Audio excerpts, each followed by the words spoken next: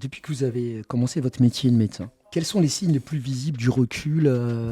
Est-ce qu'on peut parler de recul du service public ou pas? Clairement, ce qui évolue, c'est l'accès aux soins qui recule dans certains territoires. Ça, on ne peut que le constater. On l'avait vu venir avec la baisse du nombre de médecins formés depuis les années 80, globalement, ce qu'on appelait le numerus clausus, qui a restreint le nombre de médecins à partir des années 80, qui a réaugmenté tout doucement à partir de la fin des années 90, début 2000. Donc ça, on a un vrai enjeu de formation des médecins qui n'a pas été assez nombreux par rapport à l'augmentation démographique des Français, de plus en plus nombreux, et on est de plus en plus vieux, donc on a de plus en plus besoin de soins. Donc ça, pour moi, c'est ce qui change le plus. On parle de déserts médicaux, mais quand tu regardes la réalité des faits, c'est pas que médical, ces déserts. C'était un recul des services publics, ça a été un recul de l'industrialisation aussi de certains territoires. Les jeunes médecins, ils sont formés principalement dans des grandes villes universitaires. Du jour au lendemain, tu leur dis, après 10 ans d'études, maintenant, il faut aller au fin fond d'un territoire où il y a plus de services publics, il n'y a plus d'école, il n'y a plus de travail pour le conjoint ou la conjointe.